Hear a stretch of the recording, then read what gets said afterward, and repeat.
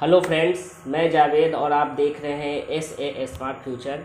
दोस्तों, जैसा कि आज मेरे पास फिर से एक नया केस स्टडी फ़ोन आया है। किसी टेक्नीशियन भाई ने ही हमें दिया है। इसके अंदर जो प्रॉब्लम है वो प्रॉब्लम है रीस्टार्ट की। और जहाँ तक मैं मॉडल की बात करूँ, देखिए ये इस हालात में हमारे पास ये फ़ोन आया है। और जो टेक्नीशियन भाई है इसके ऊपर उन्होंने कहा कि सर, मैंने इसका ये CPU, eMMC और पावर IC तीनों को रिवॉल्व कर दिया हूँ, लेकिन फिर भी हमारा प्रॉब्लम सेम है। प्रॉब्लम की बात करें तो इसके अंदर अगर प्रॉब्लम है तो वो है हमारा रीस्टार्ट का। और रीस्टार्ट कहने का ये मतलब हुआ कि ये फ़ोन फर्स्ट लोगों पे रीस्टार्ट नहीं मारता है, ये फ़ोन जो है सेकेंड लोगों पे भी नहीं मारता है। ये कंप्लीट कुछ देर, मतलब 5 सेकेंड 10 सेकेंड फ़ोन ऑपरेट होता है और उसके बाद ये फ़ोन फिर रीस्टार्ट होता है, बंद भी नहीं होता है, रीस्टार्ट होता है। तो इसके अंदर अगर बात करें दोस्तों कि ये फ़ोन अगर मान लीजिए डेड अगर रहता तो मैं इस CPU और eMMC के ऊपर जा सकता था, पावर के ऊपर जा सकता था।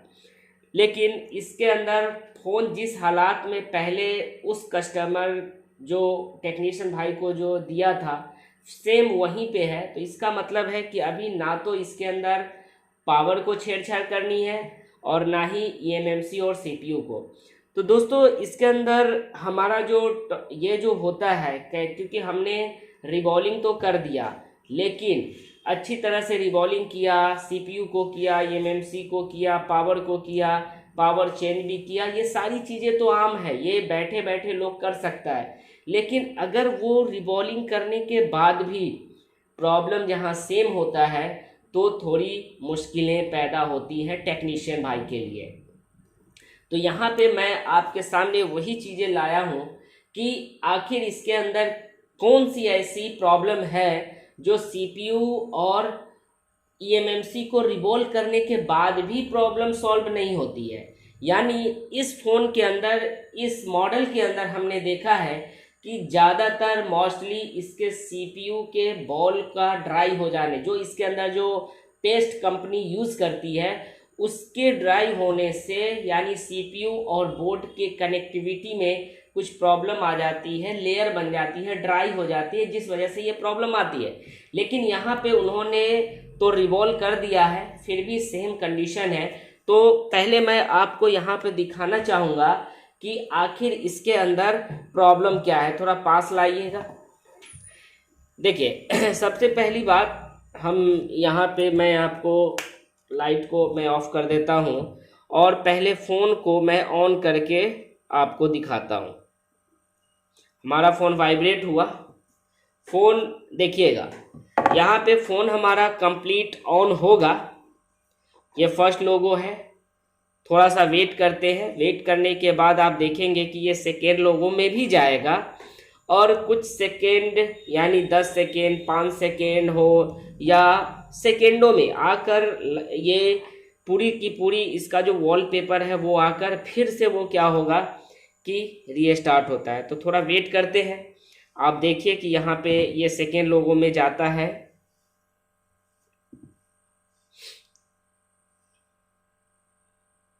थोड़ा वक्त लेता है, यहाँ पे टाइम लेता है ये, और तब ये सेकेंड लोगों में जाता है।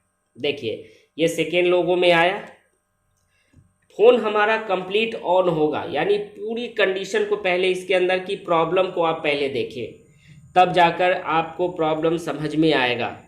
क्योंकि अगर किसी भाई ने, किसी टेक्नीशियन भाई ने यहाँ पे CPU किया, eMMC किया, पावर भी किया, फिर भी सॉल्व नहीं हुआ तो क्या बचा। ये देखिए यहाँ पे हमारा 26% बैटरी भी चार्ज है हमारा, और ये फर्स्ट हमारा ये कुछ ऑपरेट करेगा। देखिएगा यहाँ पे हमारा ये ऑपरेट हो रहा है, ये हमारा चलेगा, देखिएगा।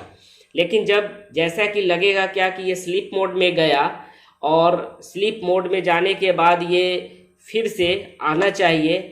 यहाँ पे देखिएगा कि ये ऑटोमेटिक, फिर से मैं आपको कुछ देर वेट कराता हूँ और ये देखता हूँ कि ये क्या फिर से रीस्टार्ट होती है या नहीं। तो आप कंटिन्यू बने रहें और देखिए क्या कि यहाँ पे ये रीस्टार्ट होता है या नहीं होता है। मैं पावर की को भी अभी टच नहीं करूँगा क्योंकि मैंने इसके अंदर प्रॉब्लम को देखा है, तभी जाकर ये आपके सामने मैं यहाँ पे अभी पावर को भी टच नहीं करूँगा। ये देखिए यहाँ पे फिर से वो रीस्टार्ट हुआ, यानी हमने पावर को स्लीप, मान लो स्लीप मोड में गया हो तो स्लीप मोड में जाने के बाद हमने पावर को प्रेस करेगा तो ये आपका फिर से वो वॉलपेपर में जो कस्टमर ने जो भी रखा है वो यहाँ पे शो करेगा। लेकिन क्या है दोस्तों कि यहाँ पे वो शो नहीं किया, तो इसका मतलब ये हुआ कि अभी इसके अंदर प्रॉब्लम है। यानी जो टेक्नीशियन भाई ने हमें दिया है उनके अंदर की जो प्रैक्टिकल है, हैंड स्किल है, काफ़ी बेहतर है, अच्छी है, उसमें कोई डाउट नहीं है, नो डाउट। लेकिन इसके अंदर जो प्रॉब्लम है फॉल्ट को डायग्नोस करने की, वो थोड़ी कमी है उनके अंदर। तो इसी चीज़ को उन्होंने जब वो सारी चीज़ें कर दी तो हमें ये फ़ोन दिया गया, तो मैंने भी इसके अंदर डायग्नोस किया तो पता चला क्या कि इसके अंदर कुछ एक लाइन होती है, एक लाइन की जो कैपेसिटर है वो यहाँ पे शॉर्ट है। देखिए ये फिर से ऑन हुआ, ये फिर से ऑन हुआ, फिर ये लाइट गया, फिर ये रीस्टार्ट होगा, तो ये सिलसिला चलता रहता है। तो इसके अंदर जो हमें अभी जो काम करना है वो क्या करना है, वो मैं आपको बहुत ही छोटी सी इसके अंदर सॉल्यूशन है जो आप देखेंगे तो आपको समझ में आ जाएगा। क्योंकि अगर आपके पास पावर सीक्वेंस की, पावर आईसी की वर्किंग प्रिंसिपल अगर आपको पता नहीं है तो सिर्फ और सिर्फ आप रिवॉल्व करते रह जाओगे, लेकिन आप वहां तक पहुंच नहीं सकते हो। हाँ ये चीज़ है, उसने ये भी बोला था कि सर सीपीयू बहुत हीट होती है, पावर सेक्शन भी हीट होती है, हमने वो सारी चीज़ें किया लेकिन फिर भी ये नहीं हुआ। तो चलिए वहाँ पे मैं आपको यहाँ पे बताऊँगा कि आखिर इसके अंदर की जो प्रॉब्लम है वो कहाँ पे है, किस जगह से है और किस लाइन से है, वो चीज़ें मैं आपको बताऊँगा कि ताकि अगर सिर्फ और सिर्फ ये रिवॉल्विंग कर लेना ही कोई बड़ी बात नहीं है, आपको फॉल्ट को डायग्नोस करने आना चाहिए, फॉल्ट फाइंडिंग आपको करने आना चाहिए, तभी जाकर आप कुछ कर सकते हो। तो चलिए मैं आपको यहाँ पे दिखाता हूँ कि बोर्ड के अंदर वाकई में उस टेक्नीशियन भाई ने कुछ किया है या नहीं किया है। तो चलिए आपको मैं दिखाता हूँ। तो आप देख सकते हैं कि मैं आपको यहाँ पे इसके बॉडी से एक ही स्क्रू है, ये बार बार वही समस्या होती रहेगी। तो मैं इसका बोर्ड को इसके बॉडी से मैं निकालता हूँ और फिर मैं आपको दिखा रहा हूँ कि आखिर इसके अंदर का जो प्रॉब्लम है वो आखिर कहाँ है। क्योंकि YouTube के अंदर दोस्तों जो टेक्नीशियन भाई ने हमें दिया है वो YouTube देखकर ही काम किया था। YouTube में अधिकतर CPU और eMMC को रिवॉल्व करने से ये प्रॉब्लम सॉल्व हो जाती है।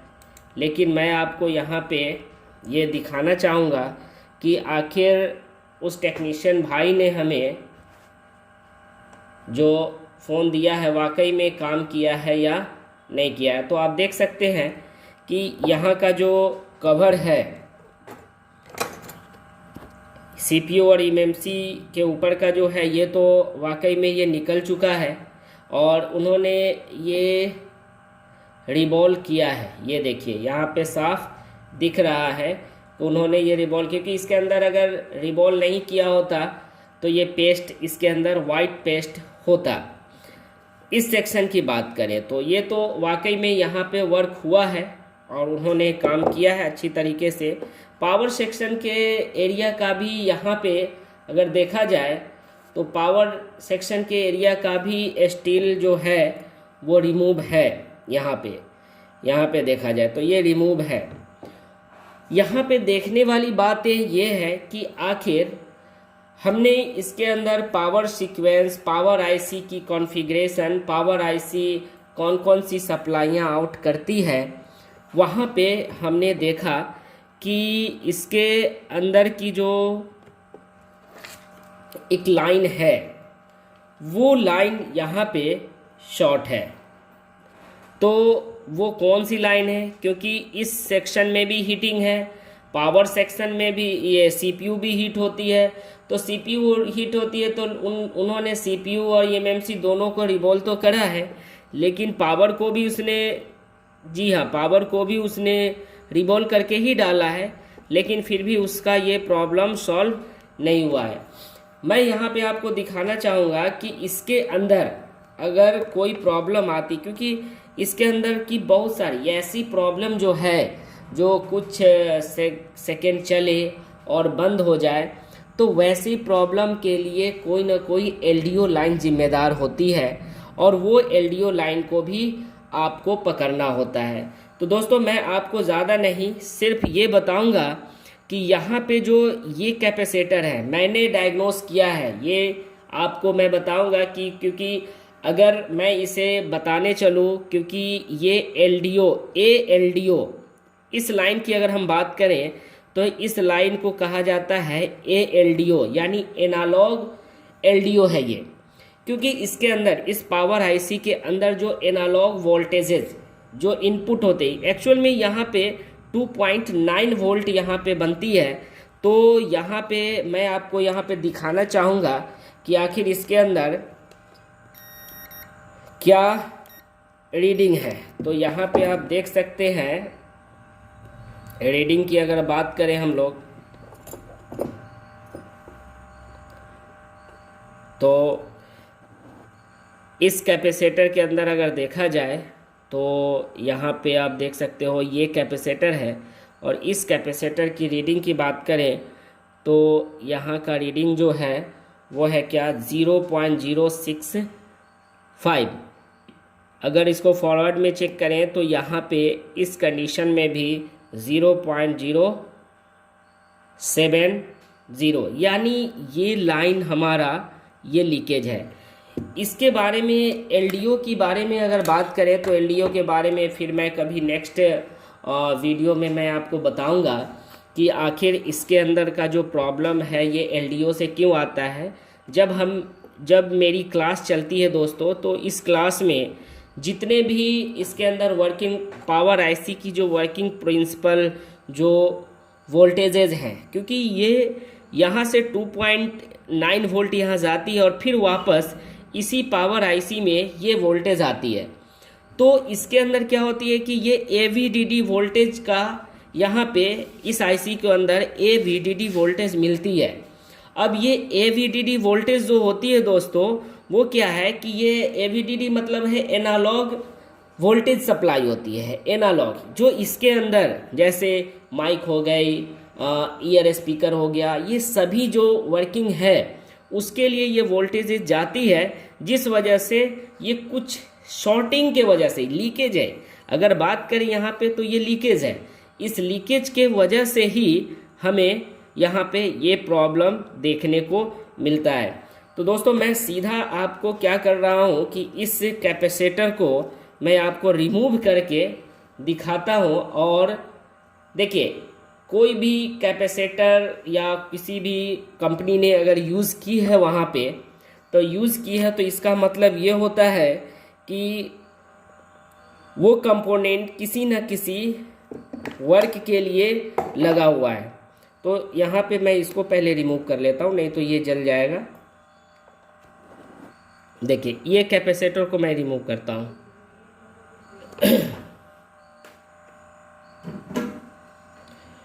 इस कैपेसिटर को मैं आपको रिमूव करके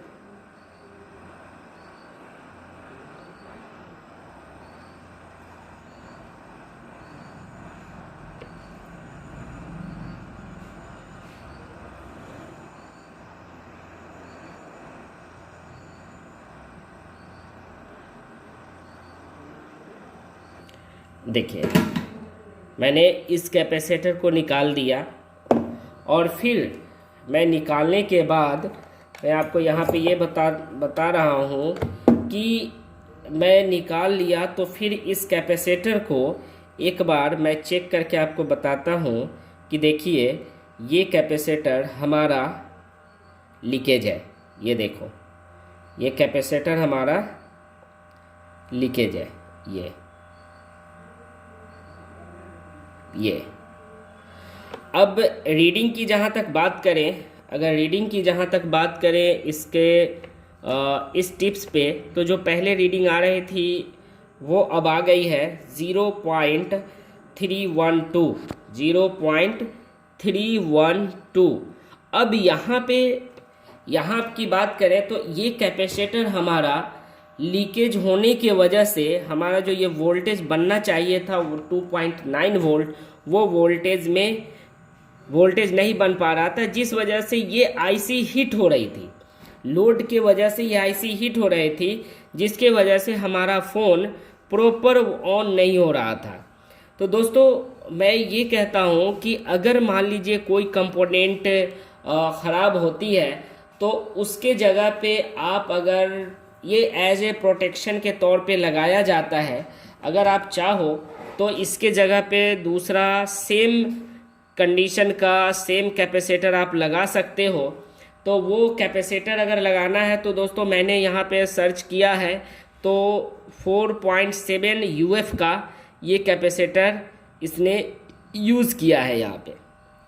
तो यहाँ पे मैं किसी भी बोर्ड से मैं यहाँ पे कैपेसिटर लगा सकता हूँ, लेकिन दोस्तों मैं आपको पहले यहाँ पे सेट को कंप्लीट ऑन करके मैं पहले दिखाता हूँ कि ये फ़ोन हमारा ऑन हो रहा है या नहीं हो रहा है, क्योंकि जो प्रॉब्लम यहाँ पे बन रही थी, अब देखो सेट को मैं पहले ऑन करूँगा। ये वाइब्रेट तो हुआ है, अब देखिए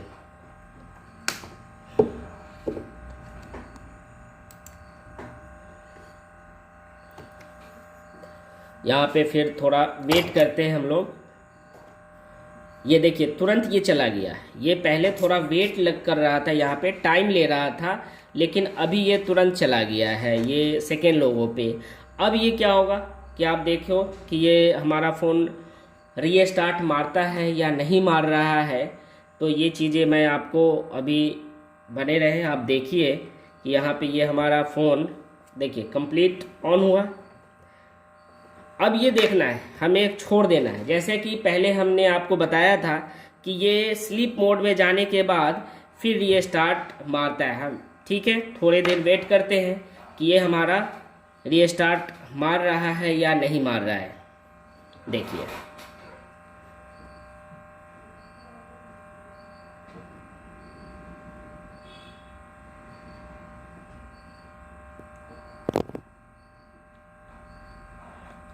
अभी तक तो नहीं आया है, और भी थोड़ा वेट कर लेते हैं। तो एक बार नहीं होता है तो मैं इसके अंदर चार्जर को इंसर्ट करके देखता हूँ कि ये कहीं रीस्टार्ट है या फिर हमारा, ये देखिए अभी तो ये 46% ये चार्ज है, 46% चार्ज है। इसका मतलब ये हुआ कि हमारा अभी भी ये फ़ोन अब कंप्लीट ऑन है।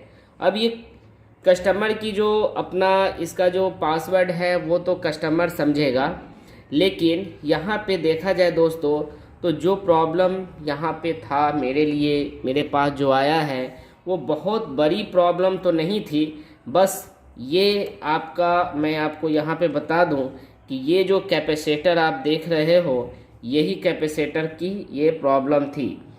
तो जैसा कि अभी ये रीस्टार्ट नहीं मार रहा है, आप देख सकते हो ये कोई रीस्टार्ट नहीं है, ये रीस्टार्ट तो नहीं हो रहा है, ये चल रहा है। ये अगर चार्जर को मैं निकाल दूं फिर भी ये अच्छी तरह से ये चल रहा है। चलो स्लीप मोड में थोड़ी देर के लिए मैं इसको और भी देखता हूं कि स्लीप मोड में जाने के बाद ये तो चला गया, क्योंकि मैंने आपको पहले भी दिखाया था इसके अंदर कि जब ये फ़ोन स्लीप मोड में जाता है तो रीस्टार्ट मारता है। तो यहाँ मतलब कंप्लीट फ़ोन ऑन होता था, यानी 5 सेकेंड 10 सेकेंड या हो सकता है 2-3 सेकेंड में ही ये स्लीप मोड में चला जाता है, जैसा कि अभी आया था। लेकिन यहाँ पे इसने रीस्टार्ट मार दिया था जब फर्स्ट टाइम मैंने आपको इसके अंदर प्रॉब्लम को दिखाया था। लेकिन अगर देखा जाए तो अब ये प्रॉब्लम मेरा पूरी तरह से हो चुका है। अब आपको मैं इसको ये देखिए पूरी तरह से ये कंप्लीट हो चुका है। आपको ये प्रॉब्लम का सॉल्यूशन हमने दिया। तो दोस्तों, जैसा आप देख सकते हैं कि यहाँ पे मैंने जो इस फॉल्ट को जो डायग्नोस किया था, क्योंकि ऑलरेडी जो टेक्नीशियन भाई थे उन्होंने सीपीयू, एमएमसी और ये हमारा जो पावर है उन सभी पे उनका वर्क हो चुका था। लेकिन बाकी प्रॉब्लम जो है उनके पास जो ये दिक्कतें जो आई थी वो उन पे वो फॉल्ट फाइंडिंग उनसे नहीं हो पाई। तो दोस्तों, जैसा कि मैं इसके अंदर जो प्रॉब्लम की बात करूं तो ये प्रॉब्लम जो लाइन थी वो ALDO2 सैमसंग की, अगर जो टेक्नीशियन भाई अगर है जो बॉर्नियो यूज़ करते हैं उनका बॉर्नियो के स्कीमेटिक के ऊपर अगर कमांड अच्छा है तो उन्हें ये समझ में आ जाएगी कि ALDO2 एक लाइन होती है जो एनालॉग वोल्टेज सप्लाई आउट करती है, जो 2.8 या 2.9 की वोल्टेज होती है, जो आपको ऑन होने के बाद ये वोल्टेज आपका जनरेट होता है। तो वहां पे ये लाइन शॉर्ट होने के वजह से ये रीस्टार्ट की प्रॉब्लम आ रही थी। तो अगर टेक्नीशियन भाई है तो वो आप चेक भी कर सकते हो कि ये ALDO2 की लाइनें थी, जो वहां पे वो कैपेसिटर शॉर्ट नहीं बल्कि लीकेज थी। क्योंकि शॉर्ट होती तो दोनों तरफ से बीप आता, यानी 0 वैल्यू होता है, यहाँ पे 0.70 ऐसे वैल्यू आ रही थी दोनों तरफ से उस कैपेसिटर की। तो मैंने पहले ही आपको बताया कि जो टेक्नीशियन भाई ने वर्क किया, हमें उस पर वर्क नहीं करना था, हमें जहां पे फॉल्ट को डायग्नोस करना था, जो मैंने किया। और आप सोचा कि चलो भाई आप लोगों के लिए एक केस स्टडी वीडियो हो जाएगा तो आपके लिए कुछ हेल्प हो जाए। तो दोस्तों, जैसा कि अगर मान लीजिए अगर कोई फ्रेशर बंदा है, कोई अगर टेक्नीशियन भाई भी है, अगर उन मान लीजिए सालों से दुकान चला तो रहे हैं, बॉर्नियो भी ले रखे हैं, कुछ ट्रैक वगैरह हार्डवेयर सॉल्यूशन वगैरह ये सब से काम कर रहे हैं, लेकिन उनके पास सीक्वेंस पावर जो है, वोल्टेज कब आउट करेगा, वोल्टेज कब आउट नहीं करेगा, कौन सी LDO कब एक्टिव होगी कब नहीं होगी, कौन से LDO सॉफ्टवेयर के कंट्रोल में कब जाएगा, ये सारी जानकारी दोस्तों मैं अपने क्लास में देता हूं। और वो क्लास आपको बेसिक टू एडवांस क्लास होगी, जो आपको यहाँ पे आपको हमारे पास जो टाइम देना पड़ेगा, जो टाइम है वो 45 डेज का मेरा क्लास रहता है दोस्तों। और ओनली हमारे पास 5 स्टूडेंट की ही हमारे पास सीट रहती है। तो अगर मान लीजिए कोई अगर इच्छुक है जो हमसे जुड़ना चाहते हैं, इस फील्ड में नया आना चाहते हैं, उनके लिए भी यहाँ पे अच्छी तरह से आप लोगों को मैं वो उस लेवल तक का ट्रेनिंग देता हूँ। आशा करता हूँ दोस्तों कि अगर मेरा वीडियो बेहतर हो, अच्छा लगे तो प्लीज कमेंट करें वीडियो के ऊपर, शेयर करें ताकि अपने दोस्तों को ज़्यादा से ज़्यादा इसे शेयर करें। और तब आप अगर मान लीजिए आप अगर हमारे इंस्टीट्यूट से जुड़ना चाहते हैं, हमारे पास आना चाहते हैं, तो प्लीज़ नीचे जो नंबर है आप उस नंबर से राब्ता करके आप हमसे बात करके अपना सीट बुक करा सकते हो।